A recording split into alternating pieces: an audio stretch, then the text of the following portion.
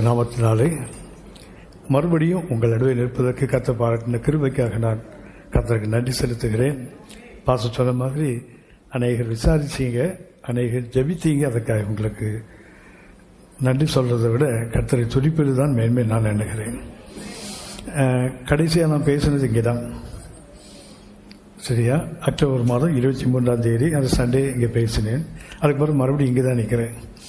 அதாவது எங்கே முடித்தேனோ அந்த இடத்துல மறுபடியும் தொடங்க கர்த்தர் கிருபை பாராட்டி இருக்கிறார். அதனால் உங்களுடைய ஜெபங்களுக்காக நன்றி. நல்லா இருக்கீங்களா? ரொம்ப நல்லா இருக்கீங்களா? தேங்க்யூ. நான் நல்லா இருக்கேன். அதனால தான் நிற்கிறேன் முன்னாடி, கொழுக்கட்டை மாதிரி நிற்கிறேன் முன்னாடி. ஜெபம் பண்ணலாமா? கர்த்தரை நோக்கி பார்ப்போம், ஜெபிப்போம். பரிசுத்த பிதாவே, ஆராதனையில் மகிழ்கிற எங்கள் அன்பின் ஆண்டவரே, இருக்கிறவராக இருக்கிறவர் எங்கள் நடுவிலே நாங்கள் எப்போதெல்லாம் கூடி வருகிறோமோ அப்போதெல்லாம் எங்கள் நடுவில் இருக்கிறவராக இருக்கிறீர், எல்லாவற்றுக்கும் எல்லாமாக இருக்கிறீர். இந்த நாளிலும் உம்மை ஆராதிப்பதற்கு எங்களை தெரிந்து கொண்டீர், எங்களை தகுதிப்படுத்தினீர், எங்கள் நடுவிலே மகிமைப்படுகிறீர். அதற்காக நாங்கள் உமக்கு நன்றி செலுத்துகிறோம். இந்த நாளிலே நாங்கள் எவைகளை கற்றுக்கொள்ள வேண்டும் என்று தேவரீர் முன் தீர்மானித்திருக்கிறீரோ, நாங்கள் எவைகளை பெற்றுக்கொள்ள வேண்டும் என்று உங்கள் ஆதீனத்தில் முன்குறித்து வைத்திருக்கிறீரோ அவைகள் நாங்கள் கற்றுக்கொள்ள பெற்றுக்கொள்ள தேவரீர் கிருபை பாராட்டுவீராக. மகிமையை நாங்கள் உமக்கு செலுத்துகிறோம் எங்கள் ஆண்டவர் இயேசுவின் மூலம் பிதாவே, ஆமேன், ஆமேன். சங்கீதம் 14 2-3 வசனங்களை வாசிக்கலாம்.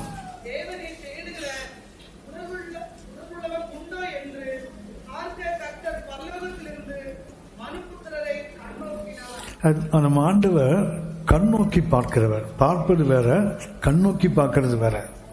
கவனத்தோடு பார்ப்பது, அதாவது நாம் எப்படி இருக்கிறோங்கிறத முழுமையாக பார்க்கிற ஒரு பார்வை. அவர் எங்க இருக்கிறார்? பரலோகத்தில் இருக்கிறார், வானத்தில் இருக்கிறார், மகிமையான சிங்காசனத்தில் வீற்றிருக்கிறார். ஆனால் அவர் கண்கள் எங்க இருக்குன்னு சொன்னா மனுபுத்திரனை கண்ணோக்கி பார்க்கிறார். அடுத்த வசனம், எல்லாரும் வழி விலகி எப்படி கெட்டு போனாங்களா? தேவன் கண்ணோக்கி பார்க்கிறார். ஆனா ரிசல்ட் என்ன? அது முடிவு என்னவென்றால் ஒருத்தர் கூட விதிவிலக்கு இல்லைன்னு போட்டிருக்கு. எல்லாரும் என்ன செய்தாங்களா?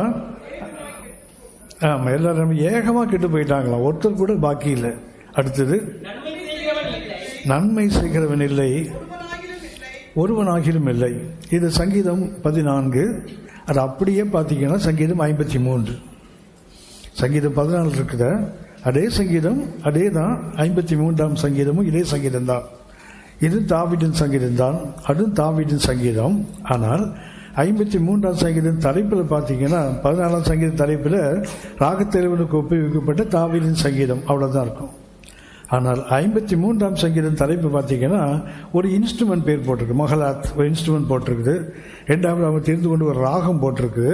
இன்னும் சொல்ல போனால் மஸ்கீல்னு ஒரு வார்த்தை இருக்குவாங்க 53ஆம் சங்கீதத்தில். மஸ்கீல் என்றால் போதிப்பதுன்னு அர்த்தம். Teaching song. இது கர்த்தரை துதிக்கின்ற சங்கீதம் மாத்திரமல்ல, இது கற்றுக் கொடுக்கின்ற. மஸ்கீல் என்றால் டீச்சிங் என்ற அர்த்தம், உபதேசிக்கின்ற ஒரு சங்கீதம். சரியா? இந்த 2 சங்கீதத்துக்கும் 2 வார்த்தை தான் வித்தியாசமா இருக்குது. உதாரணமாக 14ஆம் சங்கீதம் 2ஆம் வசனம் பார்த்தீங்கன்னா சொல்லுது, தேவனை தேடுகிற உணர்வுள்ளவன் உண்டோ என்று பார்க்க கர்த்தர் இருக்கு இல்லையா? ஆனால் சங்கீதம் 53 பார்த்தா தேவன் இருக்கும், அவ்வளவுதான். சங்கீதம் 14:2 தேவனை தேடுகிற உணர்வுள்ளவன் உண்டோ என்று யார் பார்க்கறாங்களா? கர்த்தர்னு போட்டிருக்குது, இங்கே தேவன் போட்டிருக்கு. தேவருக்கும் கர்த்தருக்கும் நிறைய வித்தியாசம் இருக்குது. அதே போல 3ஆம் வசனம் பார்த்தீங்கன்னா 14ஆம் சங்கீதத்தில் எல்லாரும் வழி விலகின்னு இருக்கு இல்லையா? அங்க பார்த்தீங்கன்னா அவர்கள் எல்லாரும் வழி விலகின்னு இருக்கும், ஒரு அவர்கள் அங்கே சேர்ந்திருக்கும்.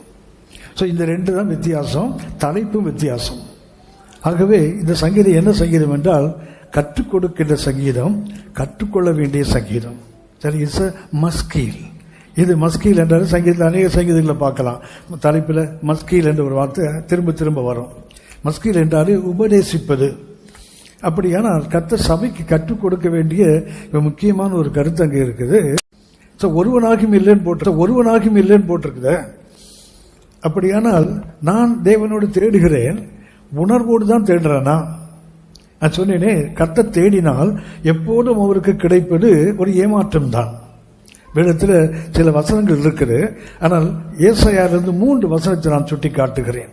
கர்த்தர் தேடுகிறார், அவருக்கு மிஞ்சுவது ஏமாற்றம் தான். ஏசாயா 41 அதிகாரம் 27, 28 வசனத்தை கொஞ்சம் வாசிங்க. முதல் நானே, அதை கர்த்தர் சொல்லுகிறார். ஏசாயா 41 அதிகாரம் 27, 28 வசனங்கள். அங்கே விட சொல்றது, முதல் நானே சீயோனை நோக்கி இதோ அதை நீ பார் என்று சொல்லி என்ன பண்றாரு கர்த்தர்? எருசலேமை பார்த்து, சீயோனை பார்த்து, நீ நல்லா பார்த்துக்கோ, நான் என்ன செய்யறேன், உனக்கு சுவிசேஷங்களை கொடுக்கிறேன். அடுத்த வசனம், என்ன கொடுத்துட்டு கர்த்தர் என்ன செய்கிறார்? பார்க்கிறாரு. நான் பார்த்தேன். கவனிச்சீங்களா? சீயோன் கேட்டு கர்த்தர் சுவிசேஷத்தை கொடுக்கல. தேவனே முதல் நானே சீயோனை பார்த்து இவைகளை பார் என்று சொல்லி உனக்கு என்ன பண்ணேன்? நான் சுவிசேஷத்தை கொடுத்தேன். கொடுத்து விட்டு கர்த்தர் பார்க்கிறார். பார்த்து என்ன செய்கிறாரு? அறிவிக்கிறவன் ஒருவனும். உங்களுக்கு தெரியுங்களா? போன தலைமுறை, இந்த தலைமுறை துவக்கத்தை கூட சொல்றேன், விசுவாச வாழ்க்கையை சொல்லுகிறேன். ஒருத்தர் ரட்சிக்கப்பட்டாங்கன்னா உடனே ஊழியம் செய்ய ஆரம்பிப்பாங்க. ஒருத்தர் கர்த்தரை ஏற்றுக்கொண்டால், கர்த்தரால் தொடப்பட்டால், கர்த்தரால் ஒரு மாற்றம் வாழ்க்கையில வந்தா, அதுக்கு அடையாளம் என்ன தெரியுங்களா? அவன் சும்மா இருக்க முடியாத, என்ன பண்ணுவான்? யாருக்காவது சுவிசேஷம் சொல்லுவான்ல. ஆனால் இன்றைக்கு சபையை பார்த்தீங்கன்னா, ரட்சிக்கப்பட்டு எத்தனை வருஷம் ஆனாலும் சரிதான், ஒருத்தருக்கு கூட சுவிசேஷம் சொல்றது இல்லை. ஒரு சதவீதம் கூட இன்னைக்கு ஊழியம் செய்யற விசுவாசிகள் இல்லை. ஆனா முன்னாடி 100% விசுவாசிகள் ஊழியம் செய்வாங்க. கர்த்தர் என்ன பார்த்திருக்கிறாரு, கர்த்தர் என்னை மீட்டு இருக்கிறாரு, கர்த்தர் எனக்கு உயிர் கொடுத்திருக்கிறாரு, நான் இன்னைக்கு இங்க நிக்கிறேன்னு சொன்னா அவருடைய கிருபை இல்லாம வேற என்ன இருக்குது? சங்கீதக்காரன் சொல்கிறான், நாளுக்கு நாள் அவருடைய நற்செய்தியை அறிவியுங்கள். ஒவ்வொரு நாளும் செய்ய வேண்டிய ஒன்று. நான் யோசித்து பாருங்க, நம்ம இன்னைக்கு ஞாயிற்றுக்கிழமை கோயிலுக்கு வர்றதே பெரிய விஷயமா வச்சிருக்கோம். இன்னைக்கு நம்ம சண்டே சர்வீஸ்க்கு வர்றதே என்ன ஒரு பெரிய இயேசுநாதருக்கு நம்ம செய்யற ஒரு பெரிய உதவியா நம்ம நினைச்சு வந்துட்டு இருக்கிறோம் ஆலயங்களுக்கு. இது குற்றம் சாட்டுவதற்கல்ல, இன்னைக்கு இருக்கிற நிஜம், இதுதான் உண்மை. அப்படின்னா கர்த்தர் கொடுக்கிறார், ஏமாந்து போய் நிற்கிறார் பாருங்களேன். கர்த்தர் முதல் நானே சீயோனை பார்த்து இவைகளை பார் என்று சொல்லி உனக்கு சுவிசேஷங்களை கொடுத்தேன். ஆனா நீ என்ன பண்ண? பார்த்தேன், அறிவிக்கிறவன் நாட் ஈவன் 1%, 1% கூட இல்லைன்னு சொல்லி கர்த்தர் துக்கத்தோடு சொல்லலையா? ஏசாயா 59 அதிகாரம் 16 வசனம் வாசிங்க. ஒருவரும் இல்லை என்று கண்டு. கர்த்தருக்கு ஆச்சரியமா? என்ன ஆச்சரியம்? விண்ணப்பம் பண்றவன் ஒருத்தம் கூட இல்லையா? விண்ணப்பம் செய்கிறவர்கள் ஒருவர் கூட இல்லையா? ஏசாயா 59:16 தேவனுடைய ஏக்கம், ஒரு துக்கம். விண்ணப்பம் செய்யறவங்க ஒருத்தர் கூட இல்லையா? நாம் ஜெபிக்கிறோம். அன்னைக்கு ஜெபத்தினுடைய 4 பகுதிகளாக 1 தீமோத்தேயு 2 அதிகாரம் 1, 2, 3, 4 வசனம் பார்த்தீங்கன்னு சொன்னா அது போட்டிருக்கு. 4 ஜெபத்தினுடைய 4 பகுதிகள். அது 1 விண்ணப்பம். ஆனா கர்த்தர் சொல்லுகிறார், விண்ணப்பம் பண்றவன் ஒருவனும் இல்லையா? கர்த்தர் ஆச்சரியப்பட்டாராம். எசேக்கியேல் 22 அதிகாரம், எசேக்கியேல் 22 அதிகாரம் 30 வசனம் பார்த்தீங்கன்னா, நான் தேசத்தை அழிக்காதபடிக்கு திறப்பிலே நிற்கவும்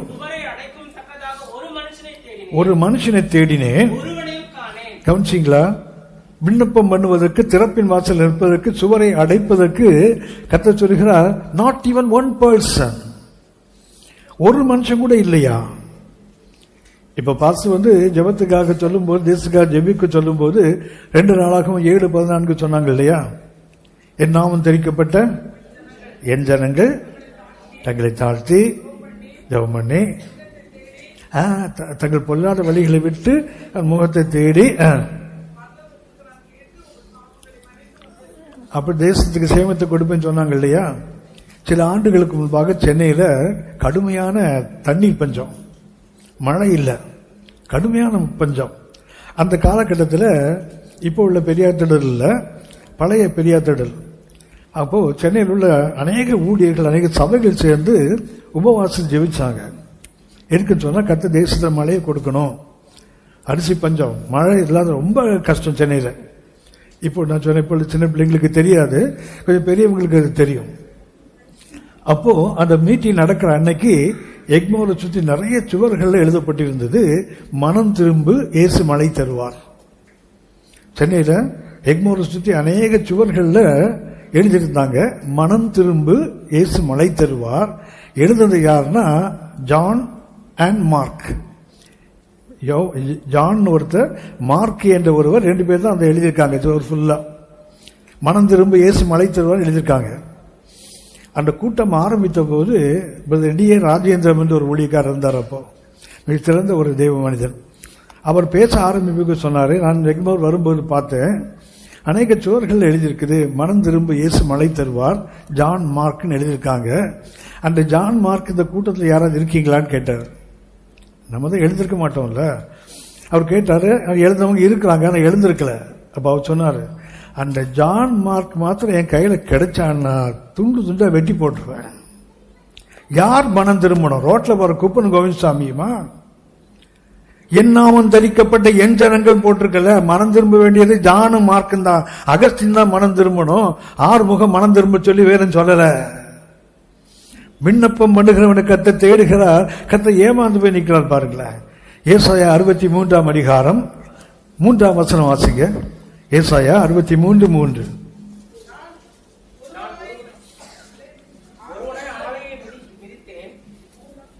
நான் ஒருவனாக ஆலையை மிதித்து. ஏசாயா 63ஆம் அதிகாரம் 3ஆம் வசனம்.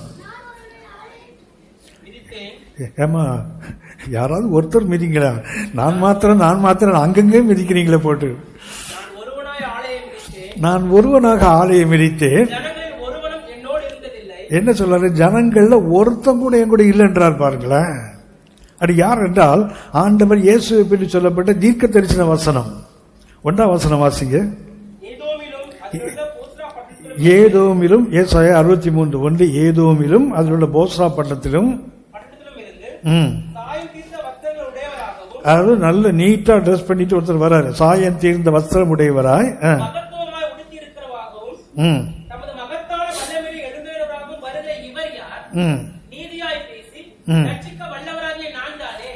கர்த்தர் தன்னை பற்றி சொல்றாரு. பாருங்க, யாரு? நான் தான் ரட்சிக்க வல்லவன் அப்படின்னா அது ஆண்டவர் இயேசுவுக்கு சொல்லப்பட்ட தீர்க்க தரிசனம். அங்கே சொல்கிறார், நான் ஒருவனாக ஆலையை மிதித்து ஜனங்களில் ஒருவன் எங்க கூட. கவனித்துக் கொள்ளுங்கள், உங்களுக்கு தெரிஞ்சுக்கும். கெத்செமனேன்னு ஒன்று இருக்குல்ல, இருக்கா? கெத்செமனே என்றாலே திராட்சை ஆலைன்னு தான் அர்த்தம். Wine press. கெத்செமனே என்ற வார்த்தை அர்த்தம் என்ன? திராட்சை ஆலை.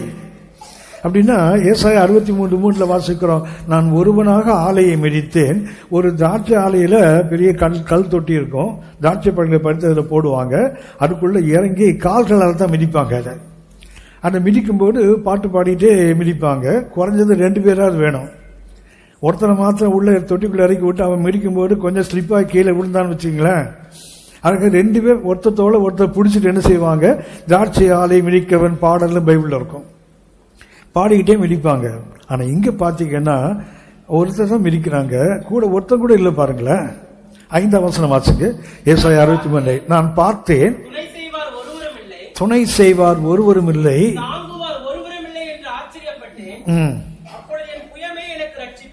கர்த்தருடைய புயம் என்பது ஆண்டவர் இயேசுவை குறிக்கின்ற வார்த்தை.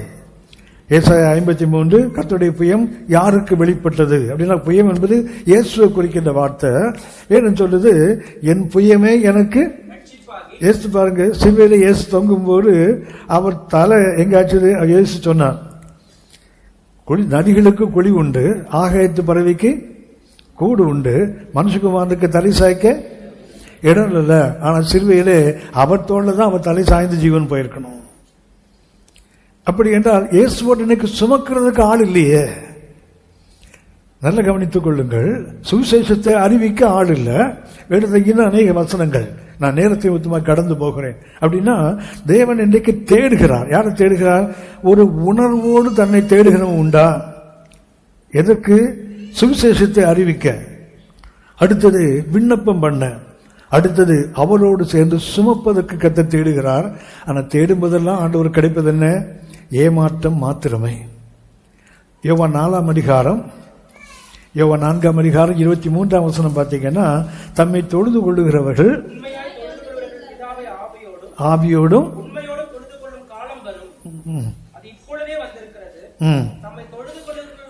தம்மை தொழுது கொள்ளுகிறவர்கள்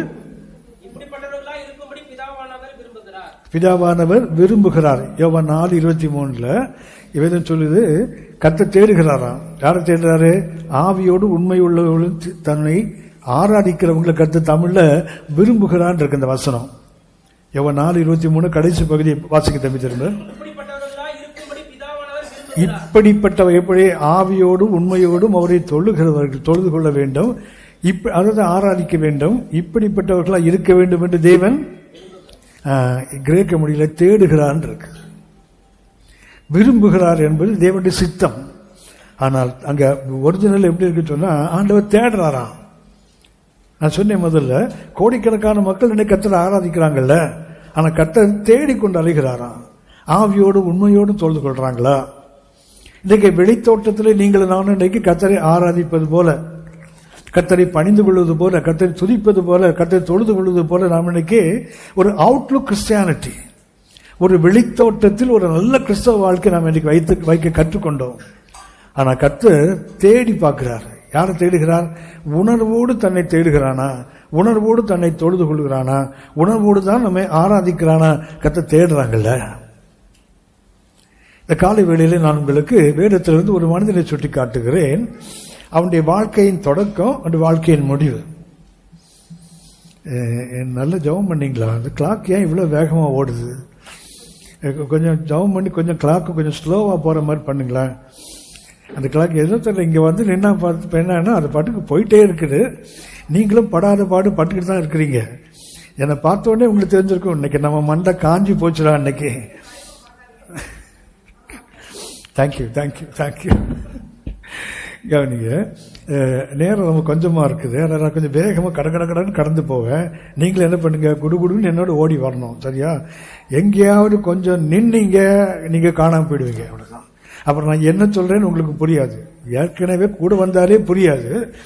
இதுல வேற எங்கேயாவது கொஞ்சம் தட்டி நின்றுட்டீங்கன்னா அவ்வளவுதான், சுத்தமா புரியாது. அதனால என் கூட கொஞ்சம் வரீங்களா? வரோம் வரோம் வரோம். ஒரு பானை சோத்துக்கு ஒரு சோறு பதம். தங்கச்சி சொல்லிட்டாங்க வரேன்னு சொல்லிட்டாங்க. அப்ப நீங்க எல்லாம் வரேன்னு சொல்லிட்ட மாதிரி அர்த்தம். சரியா? 2 நாளாகவும் 16ஆம் அதிகாரம் 9ஆம் வசனம். 2 நாளாகவும். எனக்கு எப்பவுமே இது ஒரு பிரச்சனை. இந்த 2 நாளாகவும் சொன்னாலே 2 நாளாகுது தேடுறதுக்கு ஆளுங்க. 2 நாளாகவும் தானே சொல்றேன். 2 நாளாகும்னா நான் சொன்னேன். வாசிமா. தம்மை பற்றி உத்தம இருதயத்தோடு இருக்கிறவர்களுக்கு தம்முடைய வல்லமையை விளங்க பண்ணும்படி கர்த்தருடைய கண்கள் என்ன பண்ணுதான்? பூமி எங்கும் என்ன பண்ணுதான்? 2 நாளாகமம் 16ஆம் அதிகாரம் 16 and verse 9. 2 நாளாகவும் 16:9 என்ன போட்டிருக்குது? தம்மை பற்றி உத்தம இருதயம். முதல்ல சொன்னேனே, உணர்வோடு தேடுகின்ற அந்த இருதயம். கர்த்தர் என்ன செய்கிறார்? உத்தம இருதயத்தோடு தம்மை தேடுகிறவர்கள் கர்த்தர் என்ன பண்றாரா? அந்த கர்த்தருடைய கண்கள் என்ன பண்ணுதான்? தமிழ்ல வாசிக்குமா? பூமி எங்கு உலாவி கொண்டிருக்குன்னு போட்டிருக்கு இல்லையா? உலாவுதெல்லாம் அப்படியே போறது. சரியா? ஆனா இங்கிலீஷ்ல டு அண்ட் ஃப்ரோ இப்படி இப்படி தேடுறாராம். தமிழ்ல உலாவி கொண்டிருக்கிறது கர்த்தருடைய கண்கள். ஆனா ஆங்கிலத்துல the eyes of the Lord are moving to and fro. என்ன பண்ணுதான்? இப்படி அப்படி ஏதோ ஒண்ணு தொலைச்சிட்டா அப்படி பதறி தேடுவோம் தெரியுங்களா? அப்படி தேடுகிறாராம் கர்த்தர். எதற்கு? தம்முடைய வல்லமையை கொடுப்பதற்கு. தன்னுடைய வல்லமையை கொடுப்பதற்கு கர்த்தர் என்ன செய்கிறாரா? இன்னைக்கு பாத்தீங்கன்னா நிறைய பேர் வல்லமையை தேடி போயிட்டு இருக்காங்க. ஆனா வேதம் சொல்லுகிறது கர்த்தர் தேடி கொண்டிருக்கிற வல்லமையை கொடுப்பதற்கு. நீங்கள் தானே வல்லமையை தேடி ஓடணும்னு அவசியம் இல்ல. அவரை பற்றி உத்தம இருதயத்தோடு இருந்தால் கர்த்தர் நம்ம தேடிட்டு இருக்கிறதுக்கு, நம்ம தலையில கொட்டுறதுக்கு. அவருடைய வல்லமைகளை நம்ம வாழ்க்கையில செயல்படுத்துவதற்கு கர்த்தர் என்ன பண்ணா தெரியுங்களா? The eyes of the Lord are moving to and fro. அப்படி இப்படி தேடுறார், ஒருத்தன் கிடைக்க மாட்டானா? இந்த விஷயத்தில் நீங்கள் மடியற்றவர்களாக இருந்தேன்னு போட்டிருப்பாங்க, முட்டாளா இருந்தீங்கன்னு போட்டிருப்பாருங்களா? இந்த விஷயத்தில் நீங்கள் அப்படி போடல. இந்த விஷயத்தில் ஒரு தனிப்பட்ட ஆளை சொல்லுது பாருங்களேன். It is not a collective idea. அது மொத்த ஜனங்களுக்கு சேர்ந்து சொல்லப்பட்ட வசனம் அல்ல. ரெண்டு நாளாகவும் 16:9 அடிக்கடி நாம் பயன்படுத்துகிற வசனம். தம்மை பற்றி உத்தமத்தோடு இருக்க தமது வல்லமை விளக்கப்படும் கர்த்தருடைய கண்கள் பூமி இங்கும் உலாவிக் கொண்டிருக்கிறது, நீங்கள் மதியற்றவர்கள். ஆகையால் இது முதல் கொண்டு உங்களுக்கு யுத்தங்கள் நேரிடும். இது அடிக்கடி நாம் பயன்படுத்துகிற வசனம். ஆனால் இது பொதுவாக சொல்லப்பட்ட வார்த்தை அல்ல, ஒரு தனிப்பட்ட மனிதனுக்கு சொல்லப்பட்ட வார்த்தை. தம்மை பற்றி உத்தம இதயத்தோடு இருக்கிற ஒருவனை கர்த்தர் என்ன செய்கிறார்? தேடிக்கொண்டு அங்கும் இங்கும் தேடிக்கொண்டிருக்கிறார். சொல்லுகிறார், இந்த விஷயத்தை நீங்க என்ன ஆயிட்டீங்க? மதியற்றவனாக இருக்கிறீங்க. கொச்சையா சொன்னா மூளை இல்லாதவனா இருக்க, முட்டாளா இருக்கிறன்னு அர்த்தம். வேதம் கொஞ்சம் மரியாதையான வார்த்தையை பயன்படுத்துது, மதியற்றவர்களா இருந்தீர்கள். ஆகையால் இது முதல் கொண்டு உங்களுக்கு என்ன வரும்? யுத்தத்தை யார் விரும்புவாங்க? யுத்தத்தை நாம் யாருமே விரும்புவதில்லை. யுத்தம் இன்னைக்கு காலையில் எழும்பி ஆண்டவரே எனக்கு ஒரு யுத்தத்தை கொடுங்க ஜெபம் பண்ணுவோமா? ஆண்டவரே சோதனை என்னை விளைவிட பண்ணாமல் தீமையிலிருந்து ரட்சித்துக் கொள்ளும், அப்படிதான் ஏசப்பா சொல்லிக் கொடுத்தாரும் ஜெபமான கற்றுக்கொண்டோம்.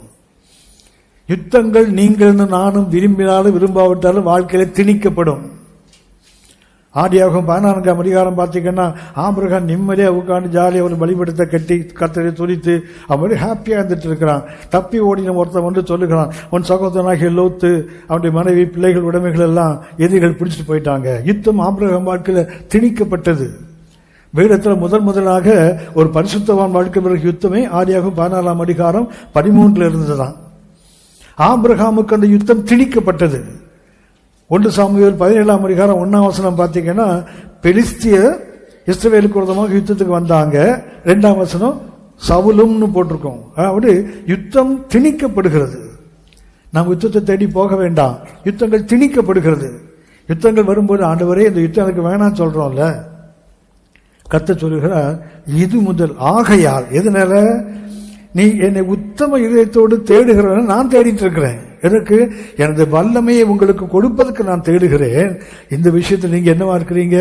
மடியற்றவர்களாக இருந்தீர்கள். ஆகவே உனக்கு இது முதல் கொண்டு யுத்தங்கள் நேரிடும். இது யாரை குறித்து சொல்லப்பட்டது என்றால், நீங்கள் அறிந்திருப்பீர்கள், முதல்ல இஸ்ரவேலுக்கு கர்த்தர் தான் ராஜா. இஸ்ரவேலுக்கு ராஜா கர்த்தர் தான். ஜனங்கள் எங்களுக்கு மற்றவர்களைப் போல எங்களுக்கும் ஒரு ராஜா வேணும் கேட்டதுனால கர்த்தர் சாமுவேலை கொண்டு சவுலை ராஜாவாக கொடுத்தார்.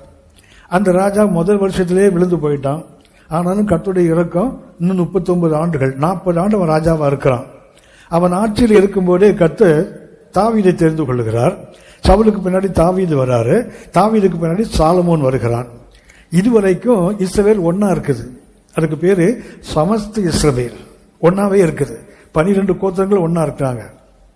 ஆனால் சாலமோனுக்கு பின்னாடி அவனுடைய மகன் ரெகோபயாம், அவன் காலத்தில் இஸ்ரவேல் 2 உடையுது. ஒன்னுக்கு பேர் இஸ்ரவேல் 10 கோத்திரங்கள், இன்னொன்னுக்கு பேரு யூதேயா, அதுக்கு 2 கோத்திரம், யூதா பென்னமின், 2 கோத்திரமும். இந்த 2 கோத்திரத்தை மாத்திரம் தாவீது வம்சத்துக்கு என கர்த்தர் ஆணையிட்டு விட்டார். நான் ஒரு விஷயம் என் பரிசுத்தத்தின் பேரில் ஆணையிட்டேன். ஓஹோ, தள்ளு மாடல் வண்டி ஆயிலாம். நான் நீங்க சொல்ல ஆரம்பிச்ச உடனே உங்களுக்கு இந்த வசனம் நீங்க சொல்லுவீங்கன்னு நிறுத்தினா உங்களை நம்பி தண்ணீர் இறங்கணும், அவ்வளவுதான். அடிச்சுட்டு போயிடு ஆறு, அவ்வளவுதான். சங்கீதம் 89:35 ஒரு விசை என் பரிசுத்தத்தின் பேரில் ஆணையிட்டேன். தாவீதுக்கு பொய் சொல்லேன்னு போட்டிருப்பாருங்களேன். ஒரு விசை என் பரிசுத்தத்தின் பேரில். சங்கீதம் 89 சங்கீதம் 89:35 வாசிக்கப்போ. ஒரு விசை என் பரிசுத்தத்தின் பேரில் ஆணையிட்டேன். யாருக்கும் பொய் சொல்லாத தெய்வம் சொல்லுகிறார். ஒருவேளை பொய் சொல்லக்கூடிய வாய்ப்பு வந்தால் அது யாரா இருக்காது? தாவீதா இருக்காதுன்றார் பாருங்களேன். அப்படி அவனுக்கு ஒரு உடன்படிக்கை செய்திருக்கிறார். சூரியன் சந்திரன் உள்ள அளவு இந்த உடன்படிக்கை மாறாதுன்னு கர்த்தருடைய வசனம் சொல்லுது. ஆகவே என்ன பண்றார் கர்த்தர்? ராஜ்யம் ரெண்டா உடைந்தாலும் அந்த யூதா பென்யமீன் என்ன பண்றாரு? அதை யூதையான்னு பிரித்து அங்க சாலமோனுடைய மகன் ரெகோபயாம், அடுத்தது அவனுடைய பையன் அபியா, அதுக்கு அடுத்த பையன் ஆசா. தலை ஒன்றும் சுத்தலையே. இப்ப நம்ம பிள்ளைகளுக்கு தாத்தா பேரே தெரியாது, சரியா? அப்பா பேர் தெரியுதே பெரிய விஷயம். தாத்தா பேரு ஒருவேளை அம்மாவோட அப்பா பேர் பிள்ளைங்களுக்கு தெரியும். ஆனா அப்பாவோட அப்பா இருக்கிறானே அவன் அட்ரஸ் இல்லாத அனுப்பலாம், அவன் எங்க இருக்கிறானே தெரியாது, சரியா? தாத்தா பேரே தெரியல.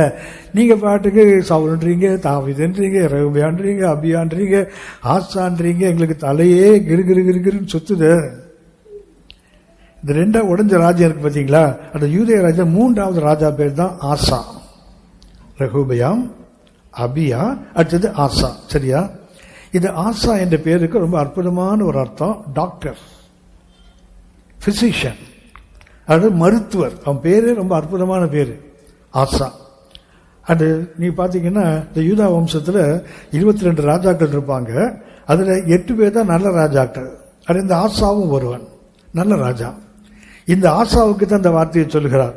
தம்மை பற்றி உத்தம இதத்தோடு இருக்கிறவர்களுக்கு தமது வல்லமை வழங்க பண்ணும்படிக்கு கர்த்தருடைய பூமி எங்கும். இதுல நீ முட்டாளா இருந்த. யாருக்கு சொல்லுகிறார்? அவருக்கு பேருக்கு அர்த்தம் என்ன? டாக்டர். நமக்கு நிறைய டாக்டர் இருக்காங்க இப்பெல்லாம், சரியா? ரெவரண்ட் டாக்டருக்கு நமக்கு பஞ்சமே கிடையாது இப்பெல்லாம். அதாவது உலகத்துல பிள்ளைங்க ஒரு டாக்டரேட் வாங்குறதுக்கு வருஷ கணக்கில் தலைகளை நிக்குது. ஆனா நம்ம டாக்டர்லாம் இப்படி போயிட்டு அப்படி வரும்போது டாக்டரா வருவார், போகும்போது வெறும் அகஸ்டின், வரும்போது ரெவரண்ட் டாக்டர் அகஸ்டினா வருவார் வெளியே, சரியா? நிறைய டாக்டர், நமக்கு டாக்டருக்கு பஞ்சமே இல்லை. ஆனால் இந்த ஆஷாக்கு பேர் என்ன பேரு? ஆஷாக்கு பேர் கத்தம் என்ன? டாக்டர், சரியா? ஆனா நீங்க அவனுடைய வாழ்க்கையை பார்த்தீங்கன்னா அவன் காலில் வியாதி வந்து 2 வருஷம் அந்த வியாதியோடு இருந்து அவன் அந்த வியாதியிலையும் கர்த்தரை தேடாமல் பரிகாரியை தேடுறதுனால அவன் செத்தான் போட்டிருக்கு பைபிள். பேர் என்ன பேரு? டாக்டர். பேரு டாக்டர் தான். ஆனா எப்படி சாகுறாரு? கொஞ்சம் முன்னாடி பாட்டு பாடணும்ல, ஏசுரத்து என் மேல இருக்குது, எனக்கு என்ன வராது வியாதியே பாடணும்ல. பாடணுமா? எத்தனை பேர் பொய் சொல்லி பாட்டீங்கன்னு எனக்கு தெரியாது, சரியா? அந்த பாட்டை எழுதின தேவ மனுஷன் அனுபவத்தோடு எழுதியிருப்பாரு, சரியா? ஆனா நம்ம என்ன பண்ணுவோம்? ஏசுரத்து என் மேல் இருப்பதனால வியாதி என் மேல் வராது ஒன்னு திருப்பி இருமிட்டே பாடிட்டு இருப்பான் அந்த பாட்டு. அன்புக்குரியவர்களே கொஞ்சம் கவனிங்க. இந்த ஆசாவுக்கு தான் இது சொல்லப்படுகிறது. யூதாவில் உள்ள 8 நல்ல ராஜாக்கள் ஒருவன் இவன். என்ன சொல்ல போனா 2 நாளாகும் பின்னாடி கவனிப்போம். 15ஆம் அதிகாரம் பார்த்தீங்கன்னா அவன் காலத்தை ஒரு பெரிய எழுப்புதல் உண்டாகுது. அப்படிப்பட்ட ராஜா அவனுக்கு கர்த்தர் சொல்லுகிறார், நீ மதியற்றவனா இருக்கிறையே, ஆகவே இது முதல் கொண்டு உனக்கு யுத்தங்கள் நேரிடும்னு கர்த்தர் சொல்றார்ல. இவன் எப்படிப்பட்டவன் தெரியுங்களா? இவருடைய தொடக்கத்தை பார்த்தீங்கன்னா அற்புதமாக இருக்கும். 2 நாளாகமும் 14ஆம் அதிகாரம் 1ஆம் வசனம். நான் சொன்னேனே ரெகோபயாமுடைய பையன் பேர் அபியா. இந்த அபியா அவன் மரணம் அடைந்த போது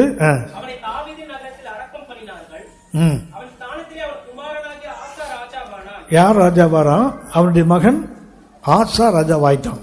வாசிக்கிட்ட அந்த வசனம் முடியும். கவனிச்சிங்களா? 10 வருஷம் அவன் ஆட்சிக்கு வந்து யுத்தமே கிடையாது.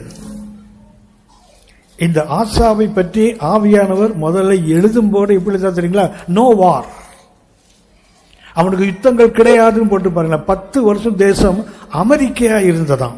6ஆம் வசனம் வாசிங்க தம்பி. என்ன கொடுக்கிறாரு? God gave him comfort, இளைப்பாறுதல், ரெஸ்ட். அடுத்தது கவனிச்சிங்களா? அந்த வருஷத்துல அவனுக்கு விரோதமா யுத்தத்துக்கு ஒருத்தனும் வரல. 10 வருஷங்கள் அவன் ஆட்சிக்கு வந்து 10 வருஷம் என்ன கிடையாது, யுத்தமே இல்லை. கர்த்தர் அவனுக்கு இளைப்பாறுதலை கொடுக்கிறார். தேசம் அமெரிக்கையா இருக்குது. தொடர்ந்து வாசிங்க தம்பி. கவனிச்சிங்களா? திரும்ப திரும்ப இளைப்பாறுதல், அமெரிக்கை, நோ வார், யுத்தம் இல்லை, திரும்ப திரும்ப வருது பாருங்களேன். 8ஆம் வசனம் கடைசி பகுதியை வாசிங்க தம்பி. 2,80,000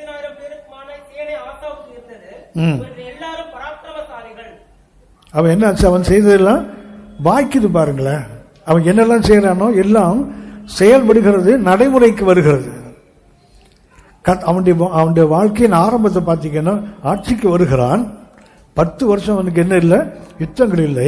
கர்த்தர் இளைப்பாறுதலை கொடுக்கிறாரு. தேசத்தில் அமெரிக்கையை கட்டளையிடுகிறார். அப்ப என்ன பண்றான் தெரியுங்களா? 6 முதல் 8 வருஷங்களை பார்த்தீங்கன்னா அவன் தேசத்தை பழுது பார்க்கிறான். அங்கங்கே தேசத்தை பாதுகாப்புக்காக கட்டடங்களை கட்டுறான், பெரிய வேலைகளை செய்கிறான்.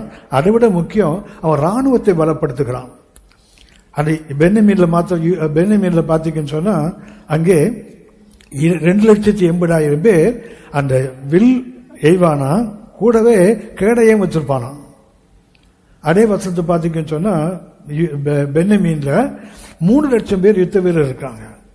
அப்படின்னா 5,80,000 யுத்த வீரர்களை இந்த 10 வருஷத்துல அவன் என்ன செய்கிறான்? யுத்தமே இல்லை, அமைதியா இருக்கிறான். அவனுக்கு சண்டையே இல்லை, யாரும் வரல. ஆகவே நாட்டை பலப்படுத்துகிறான், நாட்டை பலப்படுத்துகிறான், தன் ராணுவ பலத்தையும் பெருக்கிக் கொள்ளுகிறான். சரியா? அப்படின்னா அவனை பற்றி ஆவியார் முதல்ல எழுதும்போது அவனுக்கு என்ன கிடையாது? யுத்தங்கள் இல்லை, 10 வருஷம் இல்லை. அவனுக்கு தான் கர்த்தர் சொல்லுகிறார், இது முதல் உனக்கு யுத்தங்கள் வரும்.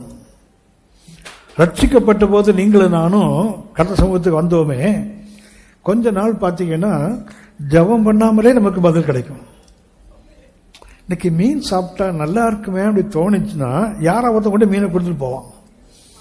சரியா? அது எப்போ? ரட்சிக்கப்பட்ட புதுசு. ஒரு 10 வருஷம் கழிச்சு தலைகள் நின்றாலும் மீனே இருக்காது. கடலுக்கு ஒருத்தனும் போக மாட்டான், காற்று அடிச்சிடும், அவ்வளவுதான், மீனே வராது. போனாலும் நம்ம விட அதிகமான விலை கேட்பான் ஒரு துண்டு மீனுக்கு. சரியா? கவனித்துக் கொள்ளுங்கள். ஆசாவின் வாழ்க்கை முதல் 10 வருஷம் என்ன, தேசம் அவனுக்கு முன்னாக அமெரிக்கையாக இருக்கிறது. அவன் ராணுவத்தை பெருக்கிறான், தேசத்தை பலப்படுத்துகிறான், தன்னை பலப்படுத்திக் கொள்ளுகிறான், எல்லாம் நடக்குது. ஆனால் 9வது வசனத்தை வாசிங்க. அவனுக்கு விரோதமாக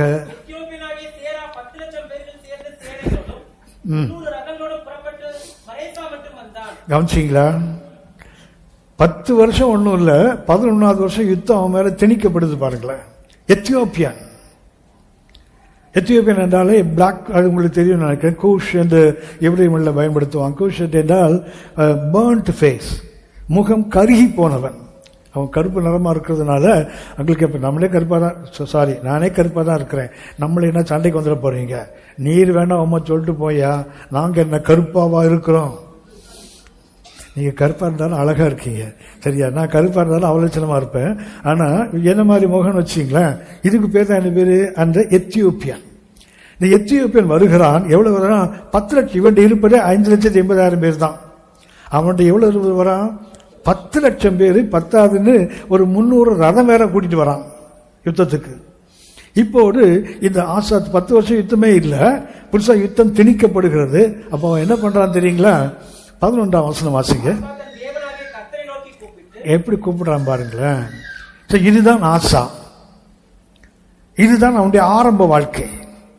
யுத்தத்தை பார்க்கவில்லை, ராணுவத்தை பெருக்கிட்டான். இப்ப யுத்தம் வருகிறது. வரும்போது பார்க்கிறான், ஏறக்குறைய 2 மடங்கு அதிக பலத்தோடு வரான். இவன் 5,80,000 பேர், அவங்கள்ட்ட 10 லட்சம் பேர் இருக்கிறான். போராது 300 ரதங்கள் வேற இருக்குது. இப்ப என்ன யோசிக்கிறான்? நம்ம விட இன்னும் 1 மடங்கு அதிக ராணுவத்தோடு வரான். நம்ம என்ன செய்ய முடியும்? கர்த்தர்ட்ட போய் நிக்கலாம் பாருங்களேன். வாசிக்க தம்பி. கர்த்தாவே பலம் உள்ளவனுக்காகிலும். இந்த பாட்டு ஞாபகம் இருக்கா?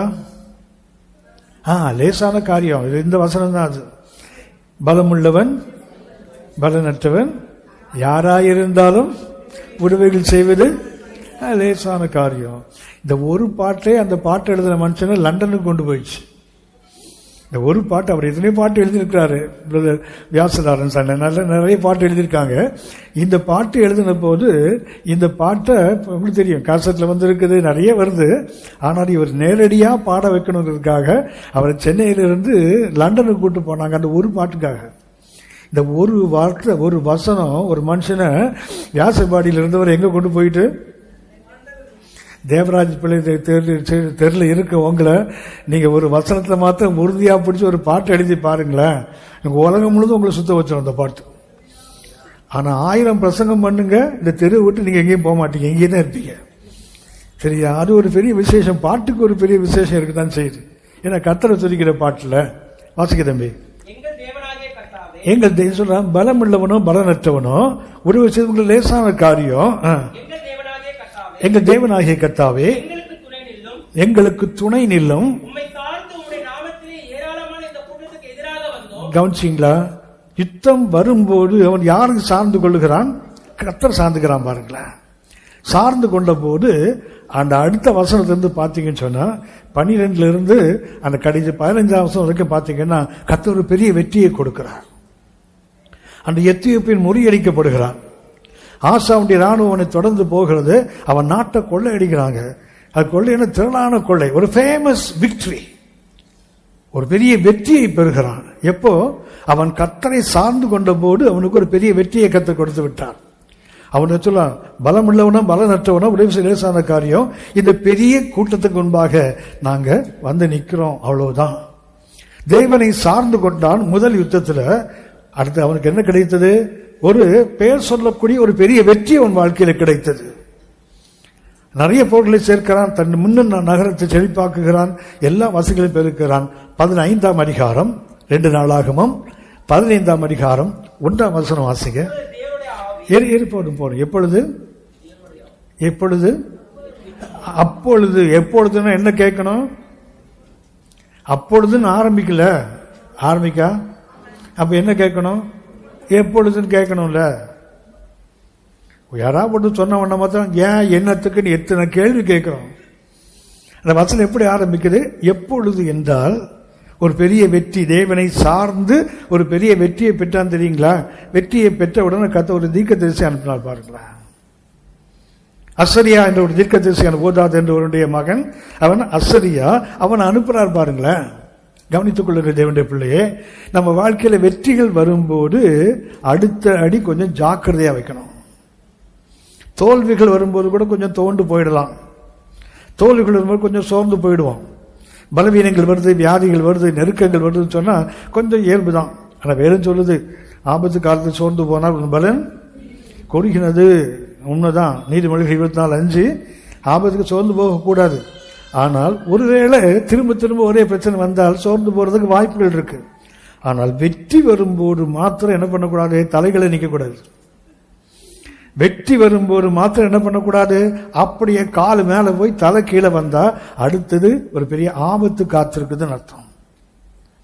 ஒரு யுத்தம் வந்தால் அந்த யுத்தத்தில் கர்த்தர் நமக்கு வெற்றியை கொடுப்பார் அவரை சார்ந்து கொள்ளும் போது. அந்த யுத்தத்தில் வெற்றி வந்தவுடனே என்ன பண்ணக்கூடாது? கொஞ்சம் தலைகால் தெரியாம ஆடக்கூடாது. முதல்ல ஆசாவுக்கு வந்தது எதிரியின் யுத்தம். அடுத்து என்ன வரும் தெரியுங்களா?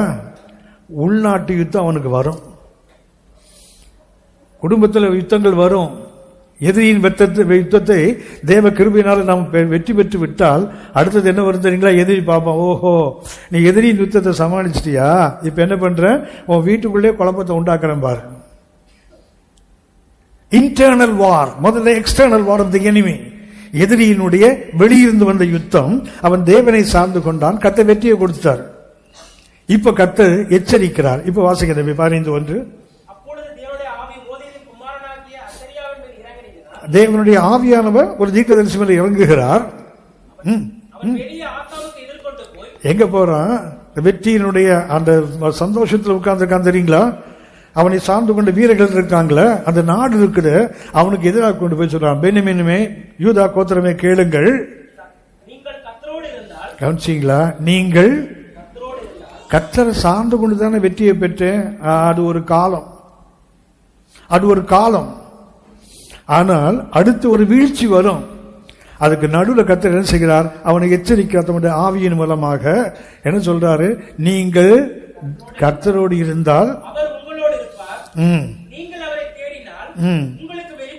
முதல்ல எத்தியோப்பியா இருந்தபோது தேடினீங்க, கர்த்தர் உங்களுக்கு வெளிப்பட்டாங்க, வெற்றியை கொடுத்தாங்க. இனி என்ன பண்ணக்கூடாது? நீயா எதையும் செய்யாத, என்ன செய்யணும்? நீங்கள் கர்த்தரை தேடினால் அவர் உங்களோடு இருப்பார், நீங்கள் அவரை விட்டால் அவரும் உங்களை. எனக்கு நம்ம எல்லா வீடுகளையும் அநேக வீடுகள வசனத்தை பார்த்தீங்கன்னா, நான் உன்னை விட்டு விலகுவதில்லை, இது மறக்காம தொங்க விடுறோம்ல. நீ என்னை விட்டா நான் உன்னை விட்டுருவேன். எந்த வீட்டில் பார்த்துருக்கீங்களா? ஹலோ, நான் உன்னை விட்டு விலக மாட்டேன், உன்னை கைவிட மாட்டேன் கர்த்தர் சொன்னது. சொல்லக்கூடாதவனுக்கு சொன்னார். ஆதியாகமம் 28:15 யாக்கோபுக்கு சொன்னார். அப்புறம் அது மோசேக்கு சொன்னார். அதுக்கப்புறம் யோசுவாவுக்கு சொல்லப்பட்டது. அப்புறம் தாவீது சாலமோனுக்கு சொன்னார். இன்னும் சொல்ல போனா எபிரேயர் 13 சபைக்கும் சொல்லப்பட்டிருக்குது. நான் உன்னை விட்டு விலகுவதை கைவிட சொல்லி இருக்கிறாரே. எல்லாம் நல்லா தான் இருக்குது. ஆனா இதுவும் சொல்லி இருக்காருல, நீ என்னை விட்டா நானும் உன்னை விட்டுருவேன்னு சொல்லி இருக்காருல. அது ஏன் நமக்கு அப்பப்போ உரைப்பதே இல்லை? நான் தேவனோடு இருந்தால் அவர் என்னோடு இருப்பார், நான் அவரை தேடினால் அவர் எனக்கு வெளிப்படுவார், நான் அவரை விட்டால் அவரும் என்ன செய்வாரு? கர்த்தர் எச்சரிக்கிறார்ல. அந்த அந்த தேசத்தின் நிலைமையை பாருங்க, வாசிக்க தம்பி. கவனிங்க, யுத்தத்தில் வெற்றி பெற்ற தேசத்துக்கு கர்த்தர் சொல்லுகிறார், இஸ்ரவேல்ல அநேக நாட்களாக என்ன இல்லை? மெய்யான தேவனும் இல்லை, உபதேசிக்கிற ஆசாரியனும் இல்லை, என்னவும் இல்லை. 3 இல்ல பாருங்களேன். இஸ்ரவேல்ல யார் இல்லையா? யார் இல்ல? மெய்யான தேவன் இல்லைன்னு போட்டிருப்பாருங்க. இஸ்ரவேல்ல என்ன இல்ல? தேவன் இல்லைன்னு சொல்லல ஆவியானவர். அப்ப என்ன இருக்குங்க? பொய்யான தெய்வங்கள் இருக்கு. பொய்யான தெய்வம் எது? பணம். ஹலோ, 2 தெய்வம் தான் உலகத்துல. நம்ம இந்திய மாதிரி நாட்டில் கோடிக்கணக்கான தேவர்கள் நமக்கு இருந்தாலும், உலகம் முழுவதும் விக்கிரகங்கள் எல்லாம் இருந்தாலும், எல்லாத்துக்கும் சேர்த்து ஒரே ஒரு பேர் பணம். Hello, there are only two gods.